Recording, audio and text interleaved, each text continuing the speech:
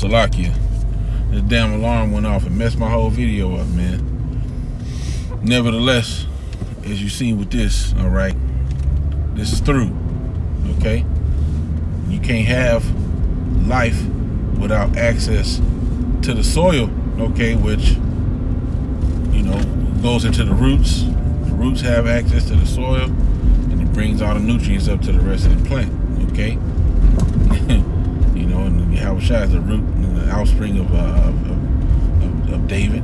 You know, a branch shall come out of Jesse. You know, Yahushua is that access to the Most High, man. And without Yahushua, you done. And the thing about Yahushua is they have order. You know, there's an order. All right, there's definitely order, and you have to be able to see the order through the spirit, man. You know what I'm saying? Like, understand that the Most High is not just putting somebody over you just because, I don't know, you know, how to word it, but the people that came in the truth before you came in the truth before you for a reason, man. You know, it's all for a reason, all right? And there's going to come a point in time where somebody's going to ask you to do something, and you're going to need to be like, yes, sir. You know, like, that's just a part of it. We're soldiers, man. All right, and there's times where it's like that, okay? There's definitely times where it's like that. It's not like it ain't as bad as it used to be from the stories I hear from the apostles. How it used to be back in One West, man. It was crazy. All right, of the things that they had to endure. It ain't like that nowadays. Nowadays, it's a lot more chill, relaxed, okay? You ain't got to be on that shit.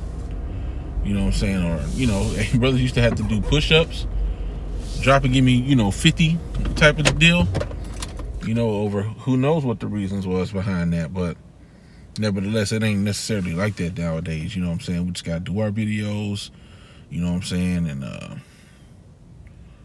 you know, just stay diligent, you know, things of that nature, you know, operate through the spirit. But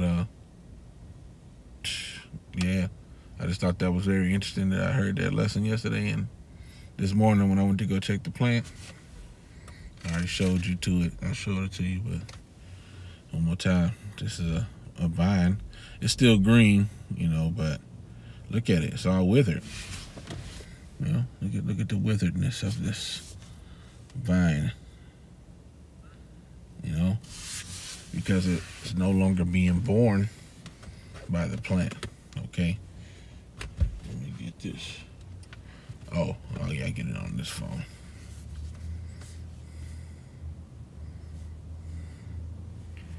The vine beareth thee. Let me see. The vine beareth thee. KJV. Here's a result from the web.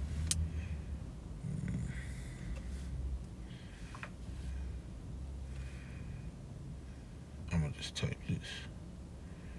Get a precept. Now that I've come to a stop, John 15:5, I believe the apostle brought this out. John 15:5 says, I am the vine, ye are the branches. He that abideth in me, and I in him, the same bringeth forth much fruit.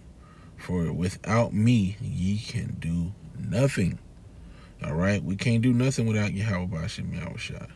And if a man abide not in me, he is cast forth as a branch and is withered. All right, this was cast forth and withered, and men gathered them and cast them into the fire, and they are burned. And eventually stuff like that dries up and turns into a stick. All right, and you just throw it up, especially if it's a bigger piece, you know.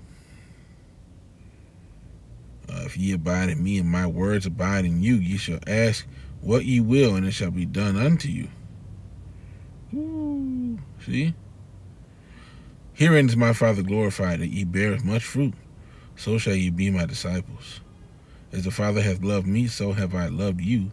Continue ye in my love. If ye keep my commandments, ye shall abide in my love, even as I have kept my Father's commandments and abide in his love. You see? If you keep my commandments, you shall abide in my love, even if I have kept my Father's commandments and abide in his love. So, You know, it's all about being mindful of what Yahweh Shem Yahushua wants you to do. All right, and lining yourself up in that. Okay? Now, man, I might as well make this a 2-part type of deal. Okay? These things have I spoken unto you, that my joy might remain in you, and that your joy might be full. Wow. You see? The Yahweh Shah spoke these things unto us to give us the keys to keeping that hope, to keeping that faith, to keep us from being disgruntled, to keep us from being bitter, to keep us from losing sight of, and that's another precept, okay? To keep us from losing sight of what the main goal is, okay? As to finish my statement, all right? And unfortunately, this damn phone keep on bringing up this app or this, let me see. I'm gonna open this in Chrome, give myself another tab. No, get up out of here. All right, boom. Okay.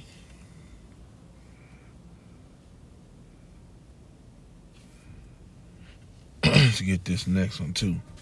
Okay, because the thing is, let's go back to that last one. Let's read it again.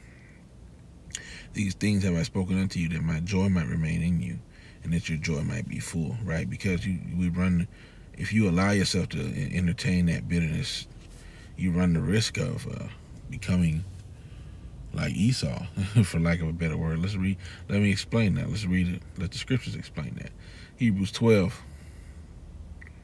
Woo! It's a lot on this one, man. Damn. It's a lucky, you know what I'm saying? Like I did the first part video, but this one don't have an intro because it got cut off because of an alarm. All right. I'm still waiting on my people. So Hebrews 12 and damn. That's a lot on this, man.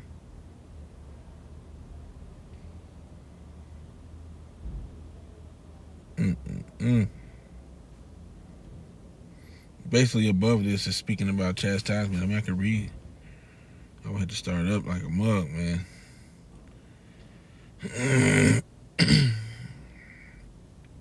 Hebrews 12:1 says, wherefore, seeing we also are compassed about with so great a cloud of witnesses, let us lay aside every weight and the sin which doth so easily beset us.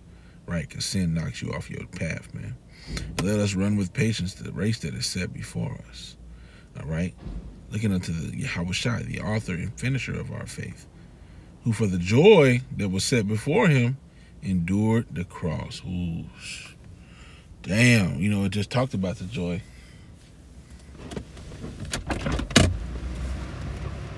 It just talked about the joy that he would allow to be within you, right? And so it just said, for the joy which was set before him endured the cross. Imagine that. You see? Yahweh Shai knew what was coming. And so he endured all those hardships. All right? It says, despising the shame, and is set down at the right hand of the throne of the Most High. See, he despised shame, you know, because there's a certain shame that comes with the flesh. All right. There's even a precept on that. Let's see here. This phone's a little, I'm still getting used to it. Let me see here. Shame that is wickedness.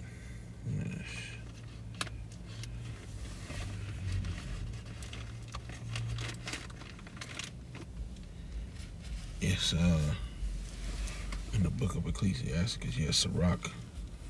It says Sirach. Is that it?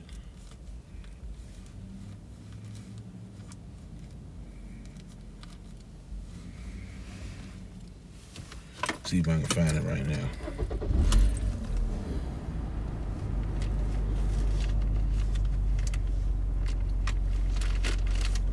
Yeah, Sirach 4:20. Let me make sure. Yeah, Sirach 4 and yep, 20 says, observe the opportunity and beware of evil, and be not ashamed. Man, bro, there's so much stuff on this one too. Whew. I'm gonna just start. This is all talking about wisdom. Ecclesiasticus 4 and Salaki. In verse 17. For at the first she will walk with him by crooked ways, and bring fear and dread upon him, and torment him with her discipline, until she may trust his soul, and try him by her laws. Okay, so Yahweh Shemi is going to test you, all right, to see if you're worthy. Then will she return the straight way unto him, and comfort him, and shew him her secrets. But if he go wrong, she will forsake him, and give him over to his own ruin. All right, so that's a test that's set before us, right? So I'm getting to the point now, because that needs to be read. Okay, observe the opportunity and beware of evil, and be not ashamed when it concerneth thy soul. See, there's a time when you have to take the low, okay?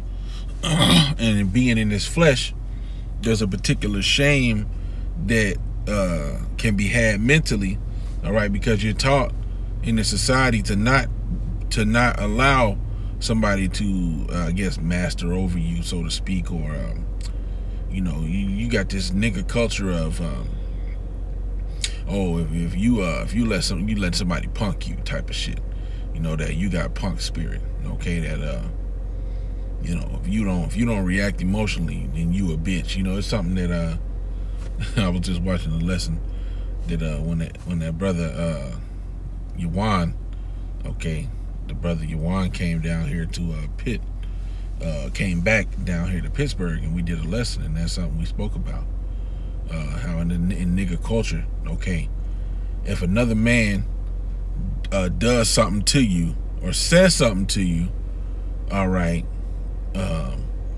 and you ain't ready to punch him in his jaw and fight him, then, you know, the black culture looks at you as a bitch. Whereas, you know, really you're supposed to be a man, and a man's not all overly emotional. Scriptures say be not a brawler, be not soon angry, be no striker. You're not supposed to be out here just, you know, let's get ready to rumble. You just fighting and shit all the time. That's not really what it's all about. Now, let's go back. Okay. Stupid phone went to sleep on me. All right. Observe the opportunity and beware of evil, and be not ashamed when it concerneth thy soul. So there's things that concern of your soul and your salvation where you should not be ashamed to take the low road, or to allow somebody to be over you. Okay. It says, for there is a shame that bringeth sin, and there is a shame which is glory and grace. You see, so what does that precept say that I just read, right? It says, looking unto Yahushua, the author and finisher of our faith, who for the joy that was set before him endured the cross, despising the shame, okay, and is set down at the right hand of the throne of the Most High. So he despised the shame that comes with being in the flesh, all right, and the shame that comes with being embarrassed. All right, he despised that shame. It says, for consider him that endured such contradiction of sinners against himself, lest ye be weary and faint in your minds. Yahushua suffered all type of contradictions. So who do we think we are, all right, that we not going to suffer contradictions or suffer wrongfully? We're going to suffer things wrongfully, man. It's just a part of being in this truth. You know, there's going to be times, a lot of times, where you're going to feel like, damn, you know, they're not really being fair. And some of that comes from other people in the truth. You know, sometimes it just is what it is. You know, you can't, hey man, and there's even time, man, the Lord is cold. That's just how the Lord does it. I remember, I'm reminded of this prophet. All right, there was a guy who was told to go one way, don't turn back, don't eat, don't do this, don't do that. The Most High sent the spirit on that prophet to deceive him. All right, and then the Lord took that spirit off of him after it was done, because the prophet cried about that man dying. All right, it goes to show you that the Most High can put a spirit on somebody to do something and then still forgive that person. And you could be sitting there looking at them like, this motherfucker. And the Lord done moved on. The Lord done moved on.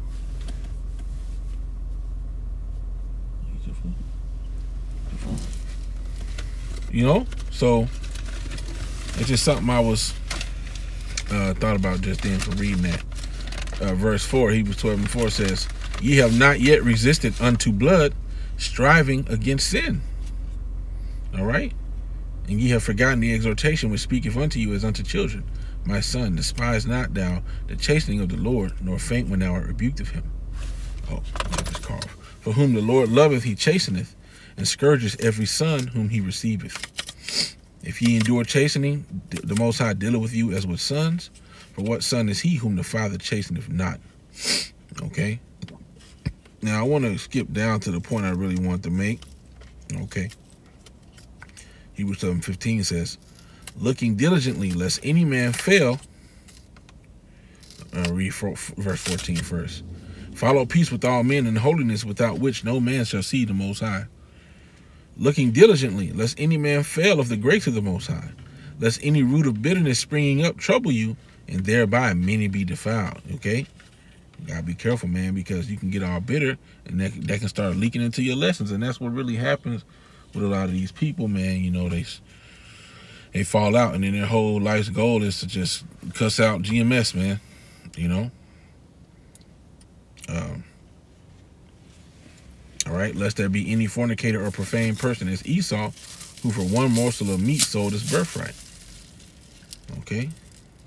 But that was the point I wanted about that root of bitterness, you know, and there were some other beautiful points in there about about the joy, okay? About that joy that Yahweh can put in you, okay? John 15:11, these things have I spoken, okay, unto you, that my joy might remain in you, and that your joy might be full. You see, so there's certain things. You know, I pretty much went into it already, but like it was saying, he wants you to keep these commandments that he's given you so that you can stay in the faith. All right, verse 12, this is my commandment, that ye love one another as I have loved you. Greater love have no man than this, that a man lay down his life for his friends. Okay, so Yahweh Shem Yahushua wants you to have that manner of love for your brethren, man.